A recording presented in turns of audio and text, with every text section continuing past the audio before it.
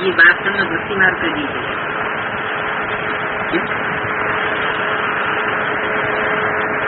ज्ञान मार्ग का क्यों नहीं हो सकता? भक्ति मार्ग का क्यों बताया? किसने ये सब खेल रचाया? अपने आप सभी कुछ करके अपने आप छुपाया। भक्ति मार्ग का क्यों है?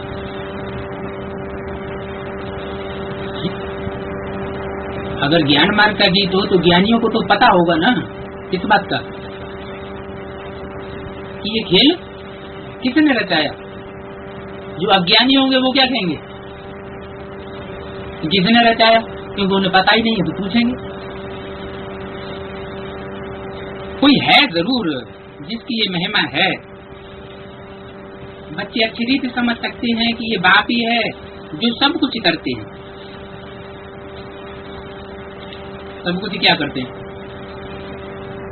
इस खेल में तो जाने क्या क्या होता रहता है। अच्छे से अच्छा भी होता है,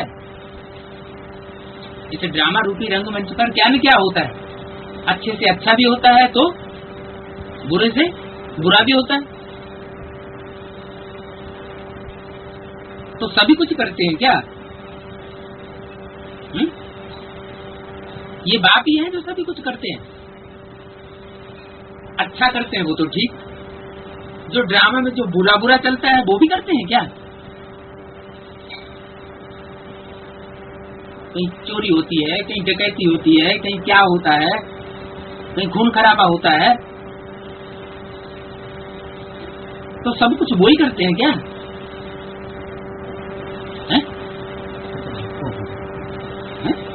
सब कुछ करते हैं नहीं, ये तो यहाँ बताया ना। बच्चे अच्छी रीति समझते हैं, समझ सकते हैं ये बाप ही है जो सब कुछ करते हैं। तो सब कुछ ड्रामा में तो अच्छा बुरा सब कुछ है, तो क्या सब कुछ करते हैं? बच्चे जानते हैं कि वो सभी कुछ करते हैं। बेसिक नॉलेज में तो ये पढ़ाई पढ़ाएगी, कुछ काम प्रकृति करती है, कुछ काम मनुष्य करते हैं, और परमात्मा का काम परमात्मा करते हैं। कि सब कुछ काम परमात्मा करते हैं। फिर बोला करण करावनहार है। क्या? करण करावनहार है। करते हैं खुद, किसके द्वारा? ब्रह्मा द्वारा करते हैं। और कराते हैं बच्चों के द्वारा। ऐसा क्यों? ब्रह्मा द्वारा खुद करते हैं और बच्चों द्वारा कराते हैं, ऐसे क्यों कहा? अच्छा, पहले करके दिखाते हैं। हाँ। ऐसे करो, ऐसे करो, ऐसे करो, ऐसे करो। अच्छा ठीक, फिर बाद में ऐसे करो, तो ये तो कराने की बात हुई ना। करके पहले दिखाते हैं ब्रह्मा के द्वारा। तो ब्रह्मा द्वारा जब करणहार है तो करावनहार बच्चों के द्वारा क्यों?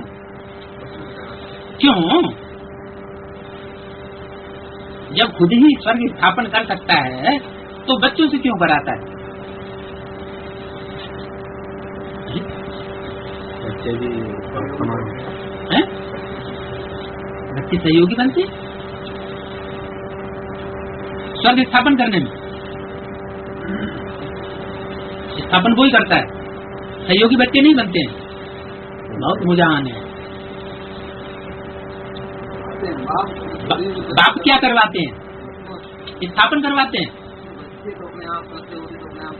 फिर ब्रह्मा द्वारा क्या करवाते हैं? ब्रह्मा द्वारा श्रेष्ठ कर्म करके दिखाए, स्वर्ग स्थापन हुआ। वो अधूरा रह गया। तो अश्रेष्ठ कर्म जो होता है वो कभी अधूरा होता है? बच्चों द्वारा करवाया, इसलिए मतलब ब्रह्मा द्वारा श्रेष्ठ कर्म नहीं करवाया, संपूर्ण नहीं हुआ। तो श्रेष्ठ कर्म कभी अपूर्ण भी रहता है क्या? है? तो ब्रह्मा खलास हो गया ना।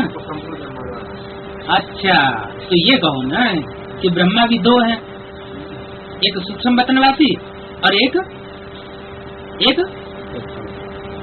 व्यक्त वतनवासी। तो कौन से ब्रह्मा के द्वारा कराते हैं, करते हैं?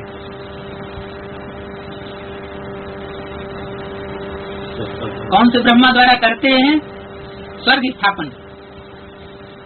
और कराते क्या है और किसके द्वारा कराते हैं? तो बोला शंकर द्वारा विनाश और ब्रह्मा द्वारा स्वर्ग की स्थापना कराता हूँ। क्या करता हूँ? कर्म करके दिखाता हूँ सिर्फ कि ऐसे ऐसे कर्म करो ताकि बच्चे फॉलो कर सकें। करना फिर भी बच्चों को है, क्योंकि जो जितना करेंगे वो उतना पाएंगे। अगर सब कुछ बाप ही कर दे तो फिर नंबरवार तो प्राप्ति करने की बात ही नहीं रहेगी। नंबरवार प्राप्ति करने की बात कब रहेगी? बच्चे तो करते हैं। हाँ, जब बच्चे खुद करें, क्योंकि जो जितना करेंगे सहयोगी बनेंगे उतना पद प्राप्त करेंगे। अच्छा, ये तो हुई करणहार की बात कि बाप करणहार बन के कर्म करके दिखाता है ब्रह्मा द्वारा और बच्चे उसको फॉलो करें कर्मों में। फिर करावनहार, ये दूसरे के द्वारा क्यों कहा, खुद क्यों नहीं? करावनहार किस बात का? क्या करावनहार? स्थापना कराता है, विनाश करते हैं, विनाश कराते हैं। ये विनाश कराते हैं क्यों? शंकर द्वारा विनाश कराते हैं क्यों? खुद क्यों नहीं कराते? करते विश्व कल्याणकारी, बाप विश्व कल्याणकारी। और शंकर, शंकर विश्व का विनाशकारी है। अच्छा अच्छा सब हप हप कड़ुआ कड़ुआ थू थू दो सारा शंकर के माथे पे मर दे। क्या कराते हैं? विनाश कराते हैं। तो विनाश कराना कोई अच्छी चीज है क्या? विनाश कल्याणकारी है। अच्छा, विनाश कल्याणकारी है तो विनाश पवित्रता से होता है क्या? पवित्रता से, इम्प्योरिटी से होता है विनाश। तो खुद क्यों नहीं करते जब कल्याणकारी है तो?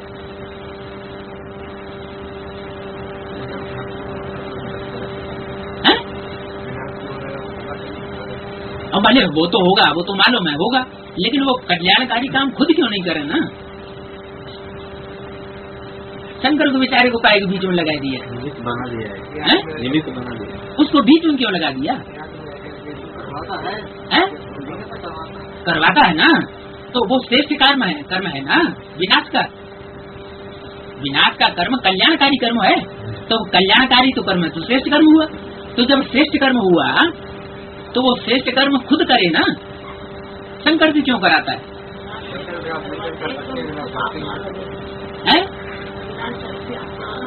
करवाते हैं जिससे पाप न लगे। अच्छा, शिव बाबा को क्या पाप लग जाएगा? वो कर्मातीत है शंकर द्वारा, यानी शंकर कर्मातीत नहीं है। तो जो कर्मातीत नहीं है उसके द्वारा कराएंगे तो उसको पाप नहीं लगेगा। कर्मातीत है तो पाप कैसे लगेगा? अच्छा, शंकर कर्मातीत है। अच्छा, शिव बाबा तो निराचार की तो कर्मातीत की बात है, निराचार की तो कर्मातीत की बात। वो कर्म नहीं करता, कर्म करता है उसको तो कर्मातीत कर्म का प्रश्न नहीं होता है?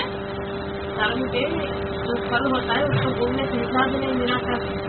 हाँ, कर्म जो है वो करता तो है क्योंकि बच्चों को करके दिखाना है, लेकिन कर्म का फल शिव बाबा के लिए नहीं बनता। और बच्चों का बनता है। तो उनमें भी कोई गॉड इज वन, गॉड का बच्चा भी वन कहा जाता है। देवताओं में बड़ा शंकर, कौन सा देवता बड़ा है? ब्रह्मा। देवताओं में बड़ा शंकर, तो बड़ा बच्चा कौन हुआ? शंकर बड़ा बच्चा हुआ। तो जब जिस दृष्टि से वो बड़ा बच्चा हुआ तो पहले वारसदार कौन बनेगा? बड़ा बच्चा ही वारसदार बनेगा। तो पहले कर्मातीत कौन होगा? वही बच्चा कर्मातीत हो। जो कर्मातीत पहले बनता है फिर उसी से वो कठोर काम कराया जाता है। कौन सा काम? विनाश का काम। ये विनाश का काम इब्राहिम, बुद्ध, क्राइस्ट, गुरु नानक नहीं कर सके। उन्होंने सिर्फ अपनी धर्म की स्थापना की, लेकिन पुरानी धारणाओं का विनाश नहीं किया।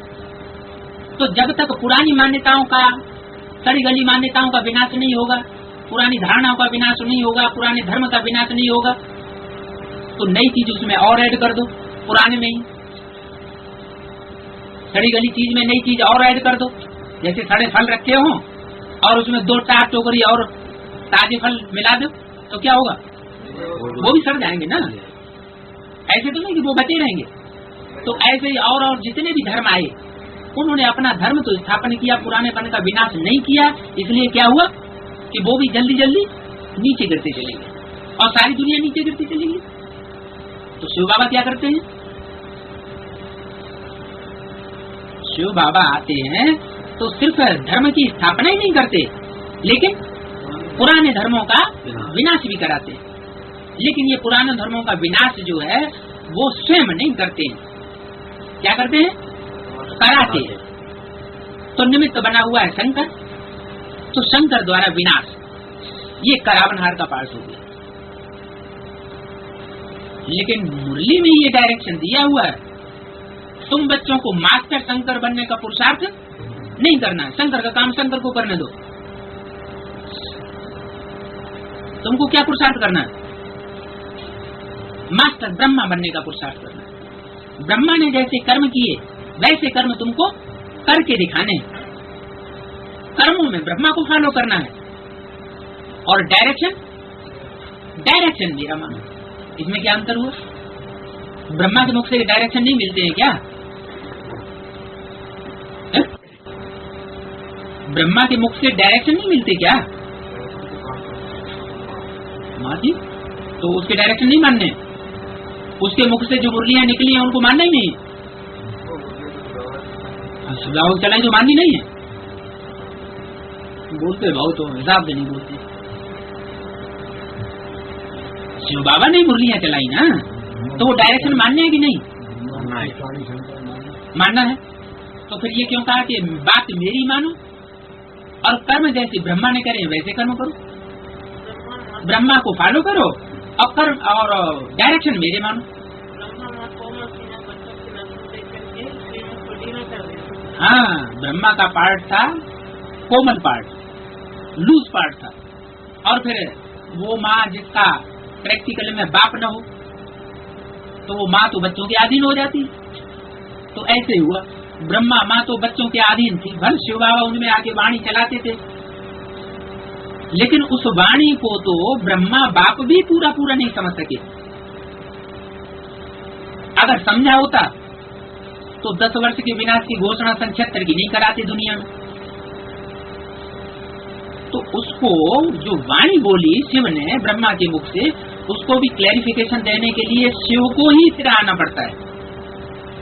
टीचर का काम उसी को करना पड़ता है और सदगुरु का काम भी उसी सुप्रीम सोल को करना पड़ता है। जब ब्रह्मा अपना शरीर छोड़ देते तो ब्रह्मा के द्वारा कर्म करके दिखाए, उन कर्मों को बच्चों को फॉलो करना है। लेकिन बात किसकी मानना? मेरी मानो। तो इसका मतलब ब्रह्मा के मुख से कही हुई बातें तो माने बच्चे, लेकिन उन बातों का अर्थ ही नहीं समझते, तो मानेंगे कहाँ से? बहुत से ऐसे डायरेक्शंस हैं ब्रह्मा के मुख से बोले हुए, लेकिन बच्चों को उनका अर्थ पता ही नहीं, तब कैसे मानेंगे? तो जरूर बाप को फिर टीचर बन करके भी आना पड़ता है। तो डायरेक्शन फिर रूबरू जो बाप आकर के सन्मुख बोलते हैं, उन डायरेक्शन को मानना पड़ेगा। तो बताया कि ये बाप ही है जो सब कुछ करते हैं। तो सब कुछ करते हैं माना स्थापना और विनाश खुद करते हैं क्या? सब कुछ में तो सब कुछ आ गया। ब्रह्मा द्वारा स्थापना करते हैं काई की? ब्राह्मण धर्म की। ब्रह्मा द्वारा ब्राह्मण बने या कोई देवता बना? ब्राह्मण बने। फिर सेकंड मशीनरी जब चलती है, ब्राह्मण को क्या बनाया जाता? देवता। तो सेकंड मशीनरी में जरूर सेकंड रथ होगा, वही रथ काम नहीं करेगा। ब्रह्मा द्वारा ब्राह्मण, तो जरूर जिसके द्वारा देवता धर्म की स्थापना हो, वो पढ़ाने वाला भी क्या होना चाहिए? डॉक्टर के द्वारा डॉक्टर बनाए जाते, टीचर के द्वारा टीचर बनाए जाते, वकील के द्वारा वकील बनाए जाते। वकीलों को पढ़ाने वाला कौन होता है? वकील होगा ना। तो भगवान आकर के भगवान भगवती बनाएगा या देवता बनाएगा? भगवान आएगा तो भगवान भगवती बनाएगा। देवता देवता नहीं। फिर देवता किसके द्वारा? जो देव पद लायक हो उसके द्वारा देवता। तो फिर बीच में रख दिया है त्रिमूर्ति को, ब्रह्मा, विष्णु और शंकर। और ब्रह्मा को कहेंगे नहीं देवता, उनको दाढ़ी मूछी दिखाई जाती है, वो तो 3 लोकों में नीचे तबक्के में दिखाई गए। उनके द्वारा, ब्रह्मा द्वारा तो सिर्फ ब्राह्मण पैदा होते हैं। ब्राह्मण विकारी भी होते हैं, फिर नंबरवार निर्विकारी भी होते हैं। बाकी रह गए विष्णु। तो विष्णु तो न कलयुग में है, विष्णु को संगम का भी नहीं कहेंगे। विष्णु कब होता है? सतयुग में होता है।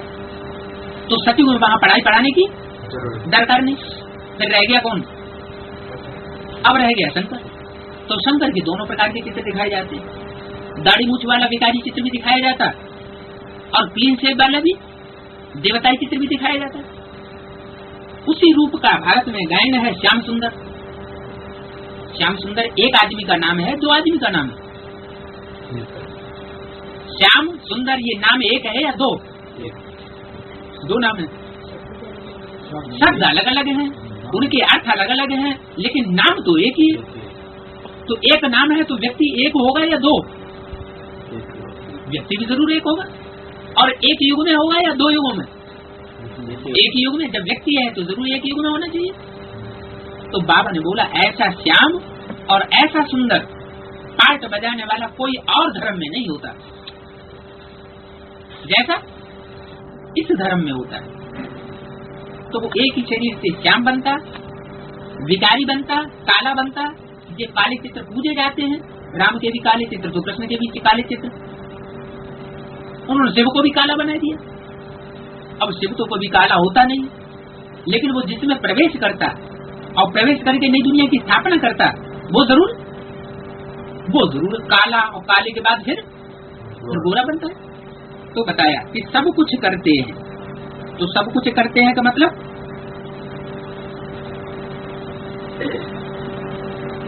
किसके लिए बोला सब कुछ करते हैं, और किसके लिए बोला करन करावनहार है? ये तो बिंदु पाठ बजाती, बिंदु आत्मा ही तो पाठ बजाती है। तो कौन सी बिंदु आत्मा के लिए बोला करन करावनहार है, और कौन सी बिंदु आत्मा के लिए बोला सब कुछ करते हैं? यानी अच्छा भी करते तो बुरा भी कर, सब कुछ में तो सब आ गया ना। जो दुनियावी दृष्टि से बुरा दिखाई पड़ता वो भी करते हैं। हालांकि परमात्मा जो जिस रथ के द्वारा कार्य कराएगा निमित्त बना करके, उसके द्वारा कुछ खराब तो होने वाला है नहीं, लेकिन जिन अज्ञानी लोग हैं उनकी दृष्टि वो खराब हो सकता है। तो सब कुछ करते हैं माना जो भी है इस सृष्टि रूपी रंगमंच पर, तो जो भी पाठ नुदा हुआ है वो कल्याणकारी है या अकल्याणकारी? अल्पकाल की दृष्टि से देखेंगे तो अकल्याणकारी दिखाई पड़ेगा, और विशाल बुद्धि से देखेंगे तो सृष्टि रूपी रंगमंच का हर काम कल्याणकारी है। तो बोला बाकी सब कुछ करते हैं, करन करावनहार है, करते भी हैं और कराते भी। महिमा बहुत गाते हैं सिख लोग, क्योंकि नया धर्म है और ये है बहुत पुराना धर्म। कौन सा? देवी देवता धर्म वाले बहुत तमो प्रधान बन गए, तो वो उस करतार की महिमा ही भूल गए। सिख लोग, सिख नया धर्म है तो ना ज्यादा सतो प्रधान बनते, ना ज्यादा तमो प्रधान बनते। गाते हैं एक ओंकार सतगुरु अकाल मूर्त। ओम का अर्थ भी बाबा ने बहुत अच्छी रीति समझाया है। क्या अर्थ है ओम का? अहम आत्मा, और ये मम शरीर। तो ओम का ये अर्थ हुआ आ उ म, आओम, 3 अक्षर हुए। आ ब्रह्मा, दिव्य गुणों की स्थापना का काम, दैवी गुणों स्थापन करना, आत्मा में श्रेष्ठ गुणों को भरना। उ विष्णु, विष्णु का उ, तो उ से बना विष्णु, माना जो दैवी गुण स्थापन किए हैं उनको अंदर बरकरार बनाए रखना। ऐसा न हो कि जो हमने स्थापना की है वो खलास हो जाए। और महेश मामन महेश मन शंकर महाईश। महाईश उसको क्यों कहा? छोटा बड़ा ईश क्यों नहीं? ईश माना शासन करता है। हाँ, महाईश माना बहुत बड़ा शासन करता है। तो शासन कौन किसके ऊपर करेगा? जो ज्यादा पावरफुल होगा वही तो सबके ऊपर शासन कर सकेगा। तो सबसे जास्ती पावरफुल जो होगा वो सब धर्मों को डाउन कर लेगा। जितने भी अधर्म फैले हुए हैं कलयुग के अंत में संसार में, धर्म के नाम पर अधर्म तमो प्रधान बन जाते हैं, उन सबको कंट्रोल कर लेता है। इसलिए हुआ महेश महान ईश्वर, बड़े से बड़ा शासन करता, सब धर्मों के ऊपर शासन करता बनकर के बैठ जाता। उसको कहते हैं विश्वनाथ। हर हर महादेव शंभु काशी विश्वनाथ गंगे। तो ओम का अर्थ बाबा ने बहुत अच्छी रीति समझाई दिया। मैं आत्मा हूं। तो आत्माएं तो ढेर हैं। कितनी आत्माएं? मनुष्य आत्माएं, मनुष्य आत्मा ही 550 करोड़ बताई दी। तो हर आत्मा के अंदर ये शिफ्ट भरी हुई है कि वो अपनी अपनी दुनिया का निर्माण खुद करती है। अब जो ज्यादा पावरफुल आत्मा होगी वो ब्रह्मा विष्णु शंकर तीनों प्रकार का पार्ट महान रीत से बजाएगी। तो वो तो बहुत लंबा चौड़ा अर्थ ओम का कर देते हैं। मैं कहता हूँ मैं परमात्मा परम धाम का रहने वाला हूँ, मैं पुनर्जन्म में नहीं आता हूँ।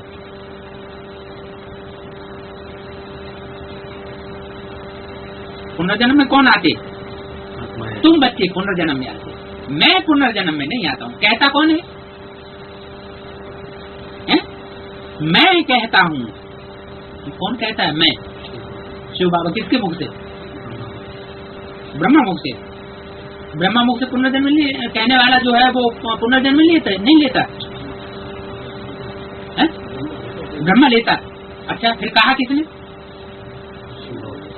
मतलब जिसका पुनर्जन्म होगा उसका मरना भी तो होगा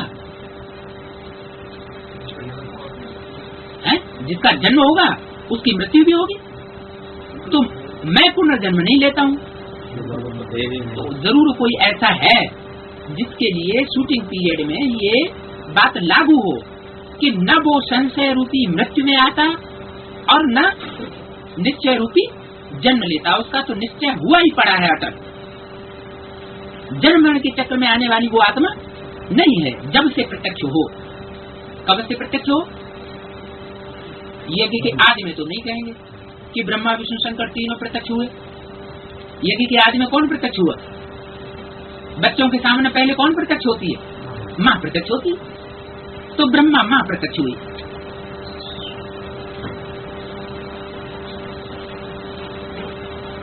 बाप प्रत्यक्ष नहीं हुआ। बाप तो गुप्त रहता है। तो वही बाप जब टीचर बन करके आता है, बाप का भी कार्य करता है। ऐसा नहीं बाप का काम नहीं करता है। आदि का काम है बाप का बीजारोपण का, वो तो किसी को पता नहीं। लेकिन बाद में अंत में बच्चों को, जब बच्चे बड़े हो जाते हैं तो वर्षा तो देता है ना। तो वर्षा देने के लिए भी बाप को प्रत्यक्ष होना पड़े। पढ़ाई पढ़ाने के लिए टीचर बन करके भी प्रत्यक्ष होना पड़े। प्रोज और पोएट्री का क्लैरिफिकेशन देने के लिए, और फिर बच्चों की सदगति करने के लिए भी बाप को सदगुरु के रूप में प्रत्यक्ष होना पड़ेगा। सदगुरु अकाल मूर्त कहते हैं, तो उसकी मूर्ति तो जरूर होनी चाहिए। सदगुरु मिला दलाल, तो दलाल बिंदु होगा या दलाल साकार में होगा? दलाल तो जरूर साकार में होगा। तो मैं पुनर्जन्म में नहीं आता हूँ। तो वो कौन सा रूप है जो ये कहता है मैं पुनर्जन्म में नहीं आता हूँ? ब्रह्मा का रूप तो जो है वो तो पुनर्जन्म में आ गया। शरीर छोड़ दिया तो उनको जन्म भी लेना पड़ेगा। तो शूटिंग पीरियड में सिर्फ एक ही स्वरूप है जो निश्चय अनिश्चय के जन्म मरण के चक्र में आता नहीं। बाकी सबको कुछ न कुछ निश्चय अनिश्चय होता जरूर है। तो वो एक शंकर का रूप है। शास्त्रों में भी दिखाते हैं कि शंकर की मृत्यु नहीं दिखाई, अमर दिखाया है, अमरनाथ। तुम पुनर्जन्म में आते हो, मैं पुनर्जन्म में नहीं आता हूं। बाप बच्चों को बैठ परिचय देते हैं। क्या परिचय दिया कि मुझे बाप परम पिता परमात्मा जो पाठधारी है प्रैक्टिकल में सृष्टि रूपी रंगमंच पर संगम युग में, उसकी पहचान क्या बताई कि बच्चों को निश्चय अनिश्चय का चक्र चलेगा, माया उनको चक्कर में डालेगी, अभी अभी संशय में लाएगी, अभी अभी निश्चय में लाएगी, लेकिन बाप का जो पाठ होगा उसको कभी संशय या निश्चय नहीं हो सकता। जब नई दुनिया की शुरुआत होगी तो कितने होंगे सितारे चैतन्य दुनिया में? 9 लाख सितारे। 9 लाख सितारे आसमान में गए हुए हैं। तो 9 लाख सितारों में कोई ऐसा सितारा भी है जो अपना स्थान छोड़ता ही नहीं, अटल रहता है? ध्रुव तारा है। तो वो सितारे तो आकाश के सितारे हैं, जड़ सितारे। और धरती के सितारे कौन बताए? धरती के सितारे तुम बच्चे। तो तुम बच्चे जो धरती के सितारे हो, ऑलराउंड पार्ट बजाने वाले, पूरे 84 का चक्कर लगाने वाले, उन बच्चों में भी एक बच्चे के अलावा और कोई भी ऐसा बच्चा नहीं है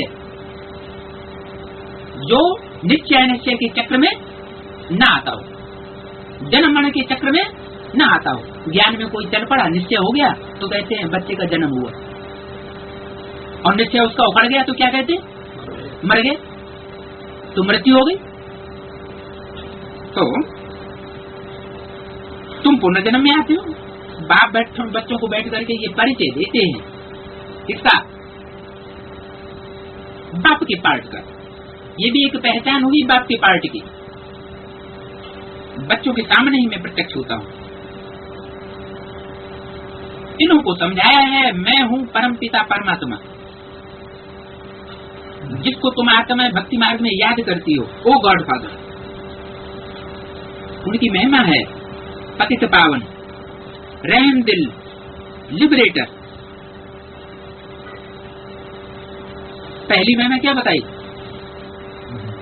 पतित पावन। उसको आने का, इस सृष्टि पर आने का पहला मकसद क्या होता है? पतितों को पावन बनाना। उसका एम ऑब्जेक्ट आने का ये नहीं हो ज्ञान सुनाना। भले आता है तो पहले ज्ञान ही सुनाता है, लेकिन ऐसे नहीं कि ज्ञान सुना करके वापस चला जाएगा, काम पूरा हो गया। नहीं, उसका तो एम ऑब्जेक्ट ही है इस सृष्टि पर, पतित सृष्टि पर आकर के पतितों को आकर के पावन बनाना, पावन दुनिया स्थापन करना। रहम दिल। किसके ऊपर रहम दिल बनता है? जो रहम करने योग्य होंगे उन्हीं के ऊपर रहम किया जाएगा। और अहंकारी होंगे तो रहम करने योग्य हुए नहीं, उनके ऊपर क्या रहम करेगा? यादवों के ऊपर रहम करेगा? यादवों के ऊपर क्या रहम करेगा? वो तो समझते हैं कि हम ही भगवान। हमारे सामने देखने से दुनिया में कौन भगवान होता है? हम चाहें तो 1 सेकंड में सृष्टि को खलास कर दें, सारी दुनिया भस्म कर दें। तो जिनके अंदर ये अहंकार है उनके ऊपर रहम दिल नहीं बनता। बाकी जो उसके बच्चे हैं उन बच्चों के ऊपर वो रहम दिल। कौन बच्चे हैं? आत्माएं मेरे बच्चे। आत्माएं मन आत्मिक दृष्टि में जो रहने वाले बच्चे हैं वही मेरे बच्चे हैं। इसलिए आते आते बाबा बोलते हैं रूहानी बाप रूहानी बच्चों को बैठ समझाते हैं। देह अभिमानी सांडों को बैठ नहीं समझाना, वो समझेंगे। तो लिबरेटर कैसे लिबरेट करता, कैसे छुटकारा दिलाता? दुख दर्दों की दुनिया से छुटकारा दिलाता। दुख दर्द देने वाले चोर डकैत कौन है? 5 विकार, काम क्रोध लोभ मोह अहंकार से छुटकारा दिलाता। उनको गाइड भी कहते हैं, रास्ता बताने वाला। कैसे इनसे छुटकारा मिलेगा? ये है पांडव सेना। पंडा मुक्ति, जीवन मुक्ति की राह बताता है। गाते भी हैं नैया मेरी पार लगाओ। नैया मन शरीर रूपी नैया, तो शरीर रूपी नैया क्या पार जाएगी? इस विषय वैतरणी नदी से या विषय सागर से ये शरीर पार जाएगा क्या, कि आत्मा पार जाएगी?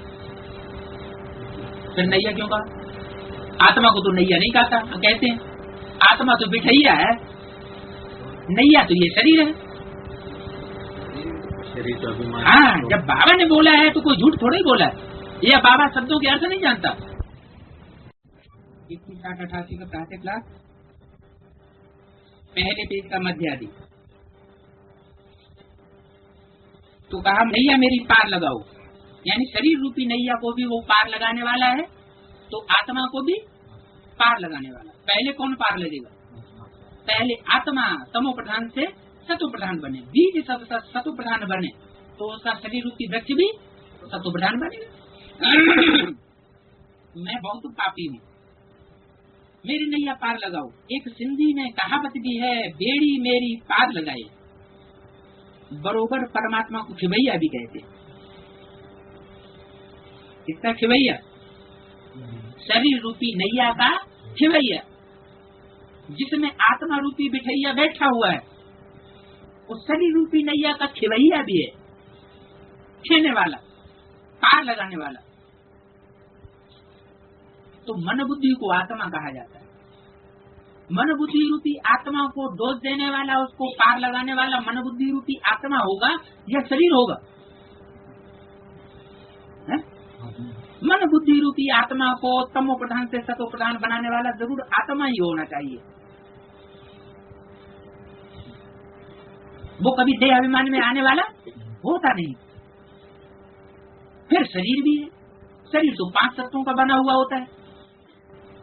वो 5 तत्वों का जो शरीर होता है वो तो तमो प्रधान ही बनता है, तो सतो प्रधान ही बनता है। एवर प्योर तो हमेशा हो नहीं सकता कि शरीर हमेशा एवर प्योर ही बने रहे। सत्य त्रेता में तो प्योर रहेंगे, नंबर बात। लेकिन द्वापर कलयुग में तो शरीर इम्प्योर होंगे। तो शरीरधारी जो है वो नंबरवार है। तो शरीरधारी जो शरीर वाली जो नैया हैं, उन नैयों को पार ले जाने वाला जो खिवैया बताया, शरीर रूपी नाव को पार ले जाने वाला। कहाँ ले जाने वाला पार? सिर्फ परमधाम में। परमधाम में तो ये नैया जाने वाली नहीं है। तो ये नैया कहाँ जाएगी? सुखधाम में जाएगी। तो सुखधाम में इस शरीर रूपी नैया को पार ले जाने वाला जो खिवैया जिसको कहा, वो खिवैया वास्तव में साकार होगा या सिर्फ बिंदु होगा? क्योंकि शिव ज्योति बिंदु तो परम धाम में वापस जाते हैं, वहां तक साथी बनेंगे आत्माओं के। बाकी सुख धाम में वो नहीं जाते। वो तो सुख धाम में सिर्फ बच्चों को भेजने वाले हैं। तो बच्चों को जो बोला कि पार लगाने वाला है, नैया को पार ले जाने वाला है इस दुख धाम से सुख धाम में, तो जरूर पार ले जाने वाला खुद भी तो सुख धाम में पहुंचने वाला होगा ना।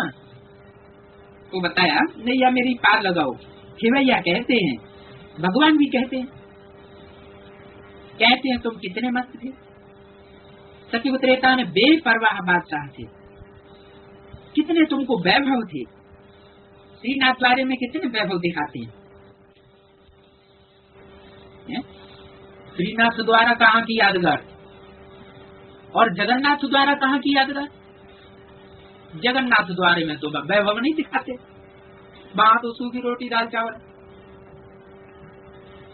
और श्रीनाथ दरबार में तो घी का कुआं बना हुआ है, मशीन लगी हुई है घी निकालने के लिए, पीपे के पीपे ओढ़े ले जाते हैं।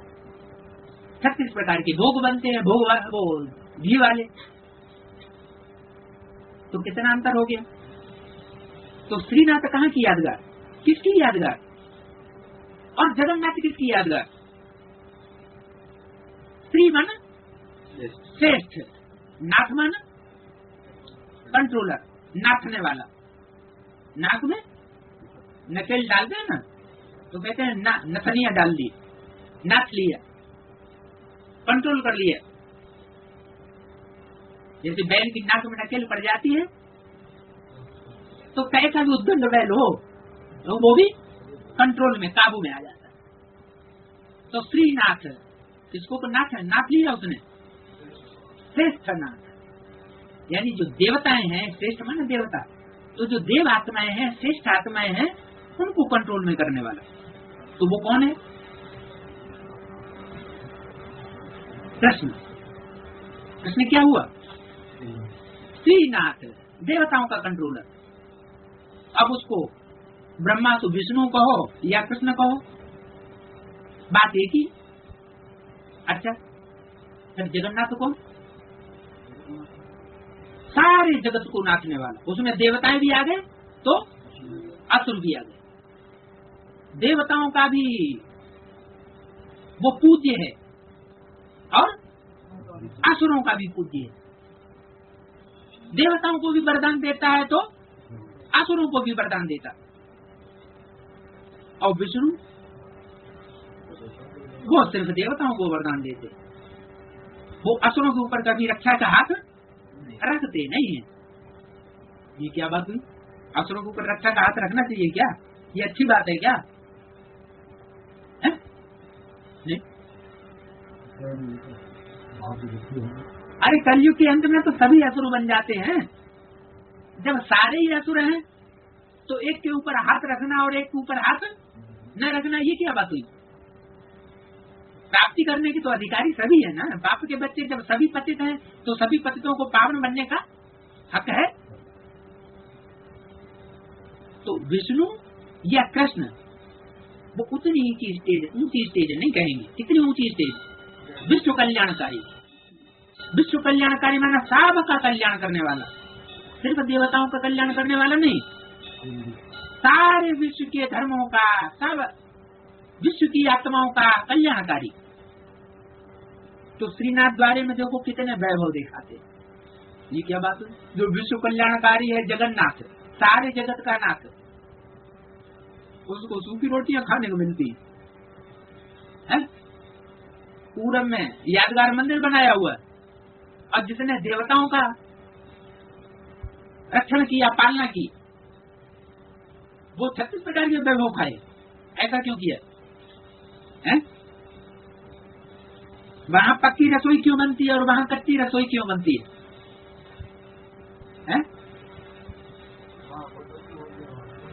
वहाँ बहुत होते, वहाँ थोड़े होते। तो अच्छा, जहाँ बहुत होते हैं तो ज्यादा वैभव नहीं खिलाई जा सकते हैं, और जहाँ थोड़े होते हैं वहाँ ज्यादा वैभव खिलाए जा सकते हैं।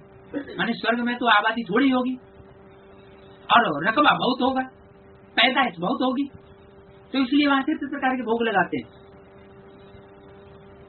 लेकिन होता तो आज की दुनिया में है ना ये यादगार है कहाँ की?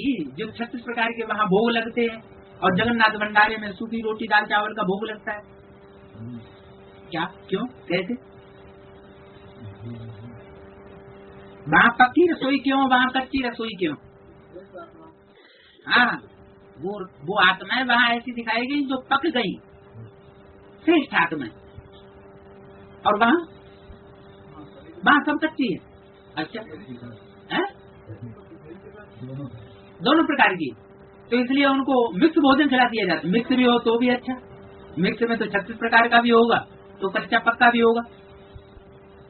फिर वहाँ सिर्फ कच्चा ही कच्चा क्यों खिलाते हैं? जगन्नाथ के मंदिर में दाल चावल बनते हैं जो बनाने में भी देर न लगे। 36 प्रकार के भोग बनाने में तो बहुत देर लगेगी, टाइम ही सारा उसमें चला जाएगा। हाँ, खाना बनाने पकाने में पुरुषार्थ क्या करेंगे? तो विश्व कल्याण करना वो है ऊंची स्टेज, और थोड़ी आत्माओं का कल्याण करना वो उतनी ऊंची स्टेज नहीं है। थोड़ी आत्माओं को कल्याण करना ये एक संकुचित विचारधारा हो गई। ये संकुचित विचारधारा का मतलब ये हुआ कि हम अपने देश का ही कल्याण करेंगे, दूसरे देश वालों का कल्याण नहीं करेंगे। अरे भारत की तो मान्यता है वसुधैव कुटुंबकम, सारी वसुधा हमारा कुटुंब है। तो सिर्फ देव आत्माओं का कल्याण करना और दूसरी आत्माओं का कल्याण न करना, ये तो जैसे पक्षपात हो गया। तो जगन्नाथ के मंदिर में दाल चावल बनते हैं। दाल चावल इसलिए बनते हैं कि दाल चावल बनाने में टाइम भी ज्यादा नहीं लगता। तो दाल चावल और आलू सबसे बढ़िया भोजन बताया। हाँ, सादा भोजन है तो पेट भी खराब नहीं होगा। खास करके जगन्नाथ का तो बिल्कुल पेट खराब नहीं होगा, क्योंकि उनको तो बताया मुरली में कि अगर 36 प्रकार के मालपुआ खिलाओगे तो उनके पेट में दर्द होने लगेगा। तो इसका मतलब ये हुआ कि जगन्नाथ कमजोर मैदे वाला कोई पार्टधारी है, और श्रीनाथ कोई रायल घराने का है, लंबा चौड़ा हट्टा कट्टा गोरा चिट्ठा, उसको तो खूब माल खिलाओ सारे ही पच जाते हैं, लेकिन उनको पचने वाली उनकी जो फॉलोअर जेंट्री है वो भी गरीब होगी। तो पूरा में बिहार साइड में, उड़ीसा साइड में सब गरीब लोग हैं, और पश्चिम में बम्बई नगरी में वो माया की नगरी, माया ही माया। तो वहाँ तो धन दौलत की कमी है ही नहीं, खूब खाओ खूब उड़ाओ और खूब अपने देश वालों का कल्याण करो। दुनिया चाहे भांडे में चली जाए, दुनिया से हमें कुछ लेना देना। तो वहाँ काले चित्र दिखाते, क्या कहा, कहा जगन्नाथ के मंदिर में काले चित्र दिखाते हैं। अभी तुम सब काले हो, ऐसे नहीं कि जगन्नाथ और जगन्नाथ के फॉलोअर ही सब काले हैं, लेकिन तुम सब काले हो, क्योंकि तुम में तो बहुत से ऐसे भी हैं जो शरीर छोड़ करके आज शरीर छोड़ करके सती हो जाके जन्म लेंगे। राधा कृष्ण के साथ अगर भक्ति का संस्कार रह गया तो शरीर छोड़ना पड़ेगा। भक्ति का संस्कार माना क्या, ज्ञानी तू आत्मा माना क्या, ज्ञानी तू आत्मा माना पूरा 84 जन्म लेने वाली, और अज्ञानी माना भगत। तो जिनको पूरी बाप की पहचान नहीं होगी तो बाप को पूरा फॉलो भी, डायरेक्शन को फॉलो कैसे करेंगे। तो कृष्ण और राधा जो सतयुग में जन्म लेने वाली आत्माएं हैं, उनकी जितनी भी प्रजा होगी वो सारी की सारी प्रजा बाप के उस असली स्वरूप को पहचानने वाली नहीं हो सकती। अगर वो पूरे असली रूप को पहचान ले तो डायरेक्शन भी पूरा फॉलो करे, फिर तो इसी जन्म में वो नैया को पार लगाने वाली बन जाए। तो वहाँ काले चित्र दिखाते हैं, कहाँ, जगन्नाथ के मंदिर में। बाबा कहते हैं अभी तुम सब काले हो, अभी तुम में से कोई ऐसा नहीं है जो गोरा मुंह वाला हो। श्रीनाथ द्वारे में बहुत फर्स्ट क्लास चीजें बनती है। फिर जो श्रीनाथ को भोग लगाते हैं वो पुजारियों को मिलता है। ये यादगार दिखाई कृष्ण की आत्मा कौन सी ने पार्ट बजाया यहाँ, ब्रह्मा के द्वारा कृष्ण की सोल ने पार्ट बजाया। क्या पार्ट बजाया, वो जब तक रहे तब तक वो 36 प्रकार के वैभव भोग लगते रहे, लेकिन 36 प्रकार के वैभवों का भोग लगाने वाला कभी विश्व का कल्याणकारी नहीं बन सकता। विश्व का कल्याण हो जाए, नरक से स्वर्ग बन जाए, सो नहीं हो सकता। तो बीच में से छोड़ कर चलेगा। तो उनके फॉलोअर या उनको भगवान के रूप में मानने वाले जितने भी होंगे उनकी भी क्या गति होगी, वो भी शरीर छोड़ करके विश्व कल्याण किए बगैर पहले से ही शरीर छोड़ करके उसी लोक में पहुंचेंगे जहाँ राधा कृष्ण की आत्मा जाके जन्म लेंगे। इस शरीर के रहते रहते को उपलब्धि प्राप्त करने वाले नहीं। नर से नारायण बनने की जो उपलब्धि है, जो गायन है, क्या बनना है, नर से नारायण और नारी से लक्ष्मी, वो उपलब्धि संपन्न नहीं कर सकते। तो जो श्रीनाथ को भोग लगाते हैं वो पुजारियों को मिलता है। क्या मिलता है किसको, उसके ऊपर अधिकार किसका हो जाता है, पुजारियों का अधिकार हो जाता है। जो भी भोग वासना लगेगी वो सब भोग भोगेंगे कौन, वास्तव में श्रीनाथ नहीं भोग पाते, भोगते कौन, जितने भी पुजारी पंडे होते हैं। शूटिंग कहाँ हुई, रिहर्सल कहाँ होती है, जरूर ब्राह्मणों की दुनिया की रिहर्सल की बात है। तो पुजारियों को मिलता है, वो फिर दुकान निकाल करके बेचते हैं। कौन, जो श्रीनाथ का प्रैक्टिकल पार्ट बजाने वाले हैं संगम युग में, श्रीनाथ यानी कृष्ण की सोल यानी ब्रह्मा, तो उनको जो कुछ भी भोग लगाया जाता है, फल फूल पत्र जो भी अर्पण करने वाले अर्पण करते हैं, उसको भोगते कौन है? पंडित पुजारी। वो फिर क्या करते हैं? दुकान लगाते हैं, पैसे दो और माल ले। पैसे दोगे तो तुम्हें माल मिलेगा, पैसे नहीं दोगे तो तुम्हें कोई माल मिलने वाला नहीं। तो तुम्हें कोई पूछने वाला भी नहीं। तो भोग निकाल करके बेचते हैं दुकान लगा के। पहले 5 रुपए का दोना मिलता था, प्रसाद मिलता था, अब तो बात ही नहीं है। 20, 25, 25 रुपए का भोग मिलता है। भाव बढ़ रहा है। हाँ, भाव बढ़ रहा है, महंगाई बढ़ रही है। और जगन्नाथ भंडारे में दुकान निकाल करके बेचा नहीं जाता है। चाहे नहीं, अभी जगन्नाथ और श्रीनाथ मिक्स हो गए होंगे, इसलिए वो अपनी चलाते हैं तो वो अपनी चलाते हैं। माने ब्रह्मा की सोल जगन्नाथ का पार्ट बजाने वाले में प्रवेश कर गई होगी क्या?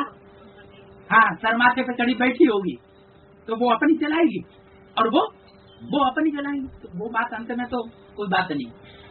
लेकिन यादगार कहाँ की है श्रीनाथ और जगन्नाथ की?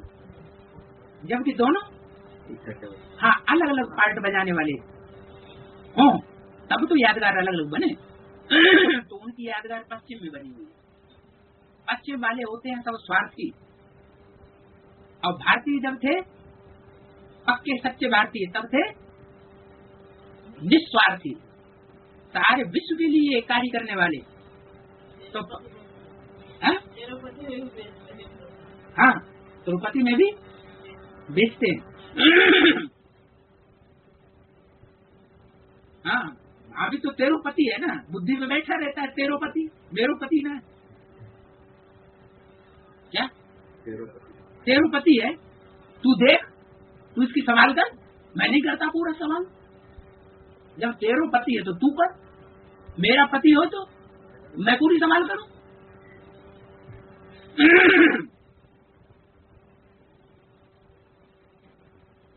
तो वो दुकान निकाल करके बेचते हैं, उससे शरीर निर्वाह होता है। अगर वो दुकान निकाल करके उस प्रसाद को न बेचें तो उनके शरीर का निर्वाह नहीं हो सकता। और जगन्नाथ भंडारे में ये परंपरा नहीं रही। क्या परंपरा रही? बेचने। भले प्रसाद भले वो देंगे सूखी रोटी दाल चावल का ही, लेकिन वो फ्री दिया जाएगा। चाहे रईस आदमी हो तो भी वो ही खाएगा, और गरीब आदमी हो तो भी उसको वो ही खिलाया जाएगा। खाओ बेटा खिचड़ी। तुम बच्चे तो स्वर्ग के मालिक बनते हो। क्या तुम क्या बनते हो? स्वर्ग के मालिक। वहाँ जो वैभव तुम खाते हो वो दास दासियां भी खाते हैं। हाँ, 36 प्रकार के वैभव बनते हैं। इतने तो खा नहीं सकेंगे तो फिर दास दासियां खाते हैं। स्वर्ग में इतने वैभव होंगे तो हम तो इतने नहीं खा पाएंगे, तो फिर क्या करेंगे? दास दासियों को भी कोई भोजन मिलेगा। परंतु इसमें ही खुश नहीं हो जाना कि 36 प्रकार के भोग हम खाएंगे, हमारी दास दासियां भी खाएंगे। हैं? वो क्या लोग हैं, बैगरी पार्ट चल रहा है उनका। हैं? खाने को भोजन नहीं मिलता, पहनने को कपड़े नहीं मिलते।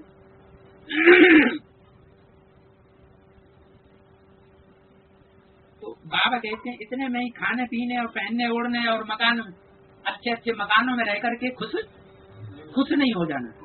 रोटी कपड़ा और मकान चाहे अच्छा मिले तो रईस आदमी भी उसी से पलते हैं, और जिनको थोड़ा जरूरत पूर्ति मिल जाता है उससे भी पलते तो है ना। जिंदगी तो दोनों की पलती है।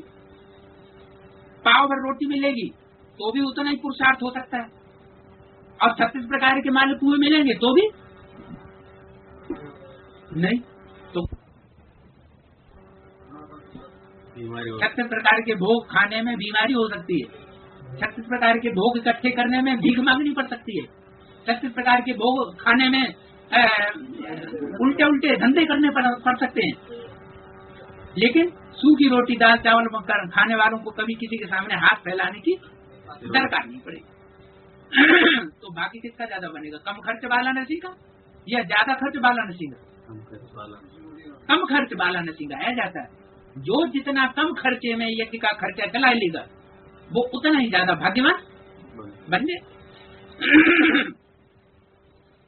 तो बाबा कहते हैं कि दास दासियां रखने में और उनको 36 प्रकार के भोग खिलाने में खुश नहीं हो जाना। राजधानी तो सारी यहाँ बननी है ना। क्या राजधानी में कोई ऐसे भी होते हैं जो दास दासी पद पाने वाले हैं, वो बस खाने पीने में ही मस्त रहेंगे, करेंगे धरेंगे कुछ नहीं, खाएंगे पिएंगे खूब और पुरुषार्थ न करेंगे न दूसरों को करने देंगे। जो ब्राह्मणों को पुरुषार्थ करना चाहिए तुम तो वहाँ बहुत मौज में रहेंगे। कहाँ? वहाँ।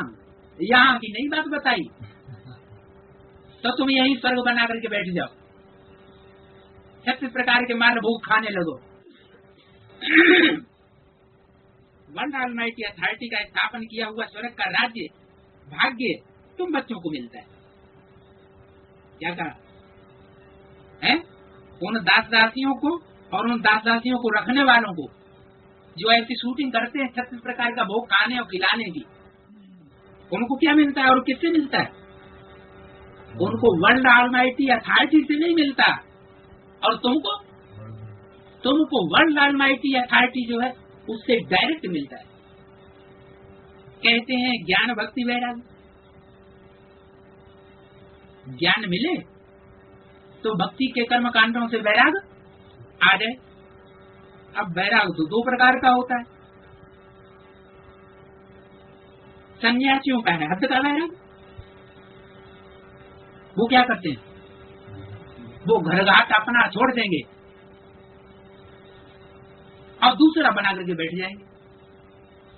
घर घाट छोड़ देते हैं, ये नहीं कि स्मृति से छोड़ दें। स्मृति से छोड़ना श्रेष्ठ है, बाकी प्रैक्टिकल में अपने घर घाट को छोड़ने की कोई डायरेक्शन शिव बाबा ने नहीं दिया। घर बार छोड़ जाकर के जंगल में बैठते, फिर वो गुप्त मदद करते हैं। कौन? हाँ, कौन सी गुप्त मदद करते हैं? प्योरिटी की। जंगल में जाके बैठे तो पवित्र तो रहे ना, तो पवित्रता का जो वाइब्रेशन बनता है उससे वो उनकी गुप्त मदद होती है। भारत का बहुत फायदा करते हैं। जब भारत द्वापर के अंत में कृष्ण की पूजा को लेकर 16,000 रानियों की परंपरा चल पड़ी राजाओं में, तो कितना राजाओं को पतन हो गया। ऐसा राजा तथा प्रजा। राजा तो खुलेआम ज्यादा रानियां रखेंगे और प्रजा को तो इतना धन है नहीं, तो वो क्या करेगी? वो चोरी चकारी करेगी। तो फिर बेविचार फैल गया। उस समय जो सन्यासी थे सतो प्रधान स्टेज वाले आए, उन्होंने पवित्रता का पाठ पढ़ाया, घर घाट छुड़वाया राजाओं को और पवित्र जीवन बिताया और उनको भी बिताने की शिक्षा दी। तो भारत का बहुत फायदा करते हैं। कौन? साधु सन्यासी। जैसे विनाश के लिए कहा जाता है इनसे स्वर्ग के गेट खुलते हैं, कितना बढ़िया काम होता है। विनाश न हो तो स्वर्ग का गेट खुल ही नहीं सकता। Gateway to heaven is Mahabharat. ऐसे तो महाभारत में खून खराबा होता है, नाहक खून खराबा, खून ही नाहक के, लेकिन फिर भी बाबा ने कल्याणकारी बताया। क्यों? क्योंकि जब तक विनाश नहीं होगा तब तक स्वर्ग के गेट खुल नहीं सकते। महाभारत गृह युद्ध से जो आत्मा पसार नहीं करेगी, नहीं गुजरेगी, वो स्वर्ग के गेट में घुस नहीं सकती। तो इनसे स्वर्ग के गेट खुलते हैं। वैसे ये भी पवित्रता की मदद करते हैं। कौन? सन्यासी भी गुप्त मदद करते हैं। इसलिए ड्रामा में उन्हों की महिमा है। किनों की?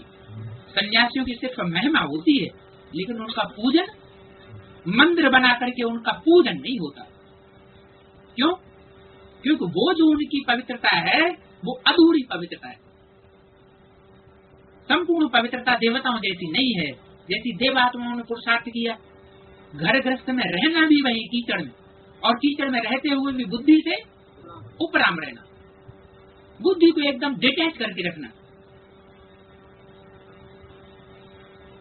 परंतु अभी तो वो सन्यासी भी डिसर्विस करने लग पड़े। पहले तो सर्विस करते थे, पवित्रता की मदद करते थे, लेकिन अब पवित्र रहते थे और दूसरों को पवित्र बनाते थे। अब क्या करते हैं? जैसे दुनिया में जो सन्यासी है, रजनीश, महेश योगी, वीरेंद्र ब्रह्मचारी वगैरह वगैरह, वो विदेशों के खूब चक्कर लगाते हैं, हवाई जहाजों में घूमते हैं और ढेर सारे बेविचार के कर्म करते रहते हैं। बिल्कुल विदेशियों के रंग में रंग गए और भारतीय सभ्यता को, त्याग तपस्या की सभ्यता को भूल गए। तो अभी तो वो डिसर्विस करने लग पड़े। ऐसे तो कहते थे कि परमात्मा तो बेअंत है, पहले कहते थे कि परमात्मा का अंत हम नहीं पा सकते, और अभी क्या कहते? परमात्मा सर्वव्यापी, मेरे में भी है, तेरे में भी है, आत्मा तो परमात्मा। माने परमात्मा और कोई एक मुकर्रर रथ में नहीं है, परमात्मा हर जगह मौजूद है। जहाँ तुम बैठ के याद करो वहीं तुम्हें परमात्मा से डायरेक्शन मिलने लग पड़ेंगे। माने परमात्मा कोई साकार शरीर में आकर के प्रैक्टिकल में डायरेक्शन देता है और न स्वर्ग की स्थापना खुद करता है। स्वर्ग की स्थापना तो हम करेंगे, शिवो हम हैं स्वर्ग स्थापन करने वाले। तो पहले कहते थे बेअंत है, और अब क्या कहते? अब शिवो हम, परमात्मा सर्वव्यापी। जबकि लक्ष्मी नारायण आदि देवताओं को ही ज्ञान नहीं, तो भला इन शूद्रों में कैसे हो सकता है? जो लक्ष्मी नारायण देवताएं कहे जाते हैं उनको ये ज्ञान नहीं है, वो ही अज्ञानी हो जाते हैं, क्योंकि वो तो सत्युग के हैं। सत्युग में तो देवताएं जैसे बुद्धू। बाप कहते हैं ये ज्ञान प्रायः लोप हो जाता है। तो यहाँ लक्ष्मी नारायण जैसे देवताओं का पाठ किसने बजाया? यहाँ शूटिंग पीरियड में लक्ष्मी नारायण जैसे देवताओं का पाठ किसने बजाया? जिन्होंने दूसरों को सुख दिया, कभी दुख नहीं दिया, ऐसे ऐसे कर्म किए, किसने बजाया? ऐसा पाठ बजा के किसने दिखाया? ब्रह्मा सरस्वती। ब्रह्मा सरस्वती की ये गारंटी है कि कोई बच्चा ये नहीं कह सकता कि ब्रह्मा बाबा ने हमको दुख दिया। तो सुख जिन्होंने हमेशा दिया वो देवता हुए ना। तो जब उन्हीं में ही ज्ञान नहीं था, ये क्या नहीं बात कही? ब्रह्मा सरस्वती को ज्ञान नहीं था, हाँ, उनको ये ज्ञान नहीं था कि हमको इसी शरीर से, शरीर रूपी नैया से पार जाना है। शरीर रूपी नैया को भी पार ले जाने वाला एक ही बाप शिवैया है। अगर उनको ये ज्ञान होता, ये धारणा शक्ति होती, ये निश्चय हो गया होता कि हमारा ये शरीर भी पार जाएगा, पक्का निश्चय हुआ पड़ा होता, तो उनका शरीर रूपी नैया कभी खलास नहीं हो सकती। जरूर निश्चय में कोई ज्ञान के आधार पर गड़बड़ी थी, वो इस बात को नहीं पहचान सके कि ये शरीर रूपी नैया कैसे पार जाएगी और किसके द्वारा पार जाएगी, कौन सा तरीका होगा। तो लक्ष्मी नारायण आदि देवताओं को ज्ञान नहीं, तो शूद्रों में कैसे हो सकता? मानो ब्रह्मा सरस्वती में ही जो लक्ष्मी नारायण का पार्ट बजाने वाली सचिव में आत्माएं हैं, उन्हीं में ये पार्ट, ये ज्ञान नहीं है, तो इन शूद्रों में कैसे हो सकता? शूद्र माना, शूद्र किसे कहा जाता है? शूद्र कहा जाता है बेविचारियों को। शूद्र माना तमो प्रधान, बेविचारी, भिखारियों को। बाप कहते हैं ये ज्ञान प्रायः लोप हो जाता है। जो ज्ञान मैं देता हूँ वो ज्ञान प्रायः लोप हो जाता है, माना पूरा लोप नहीं होता। फिर भी कुछ ऐसी श्रेष्ठ आत्माएं रहती हैं जो इस बात की गहराई को समझती है, तो उनका हद का बैराग और तुम्हारा है बेहद का बैराग। तुम्हारा माना तुम जगन्नाथ और जगन्नाथ के जो भी फॉलोअर्स हो, तुम्हारा है बेहद का बैराग। तो तुम्हारे तो काले मुंह बनाए दिए और उनके गोरे चित्र बनाए, सो क्यों बताओ? हाँ, वो हो गए सन्यासी। उन्होंने तो घर घाट छोड़ा और जाकर के दूर बसे वीराने में। कौन? किसने? हैं? हमारे तो ब्रह्मा बाबा सन्यासी हो गए क्या? हैं? ब्रह्मा बाबा ने घर घाट छोड़ कर कहीं दूर जंगल में जाके बसे क्या? कहाँ? कैसे? माउंट आबू नहीं न, सिंध हैदराबाद छोड़ करके कहाँ गए? अकेले जाकर के कराची में बस गए। फिर बाद में जब हिंदुस्तान पाकिस्तान का झगड़ा हुआ, खून खराबा हुआ, तो सब न कराची में पहुंच गए। तब फिर वहां बहुत हो गए, फिर उनको यहाँ ले आए 2-3-4 वर्षों के बाद माउंट आबू में। तो घरघाट तो छोड़ा ना, बाल बच्चे भी त्यागने पड़े। तो ज्ञान प्रायः लोप हो जाता है। तो उनका हद का वैराग्य और तुम्हारा है बेहद का वैराग्य। माने रहो भी कीचड़ में, कर्मेंद्रियों से रहो कहाँ? कर्मेंद्रियों से मन बुद्धि से उपराम रहो, और कर्मेंद्रियों से भल कोई भी कर्म भल कोई भी करो। लेकिन जब बुद्धि ही नहीं लगी होगी उस कर्म में, तो उसका पाप कर्म नहीं बनेगा। पाप कर्म कब बनता है? जैसे हम आंखें खोले बैठे हैं और हम किसी की गहरी याद में हैं। जिन्होंने ऐसी फिल्में देखी होंगी वो जानते होंगे। लैला मजनू की फिल्म दिखाते हैं, सीरी फरियाद की फिल्म जो दिखाते हैं, तो उनको जब याद में बैठे हुए दिखाते हैं या खड़े हुए चल रहे हैं, और उनकी बुद्धि कहीं दूसरी जगह, आंख देखने से ही पता लग रहा है कि ये यहाँ है ही नहीं, तो उनकी आंखों के सामने से कोई गुजर जाता है, उनको पता नहीं लगता। ऐसी बात का हमने भी अपने जीवन में कभी कभी हम तुमने भी अनुभव किया। तो जब चीज हमने आंखें खुली होते हुए देखी ही नहीं, तो उसका लगाव हमारे अंदर लगेगा? लग ही नहीं सकता। तो जैसे आंखों का ये मिसाल दिया, ऐसे ही और कर्मेंद्रियों के बारे में भी है यही बात कि अगर हम उन कर्मेंद्रियों से कोई कर्म कर रहे हैं, आंखें खुली हुई हैं, हाथों से काम कर रहे हैं, पांव से चल रहे हैं, लेकिन उसका हिसाब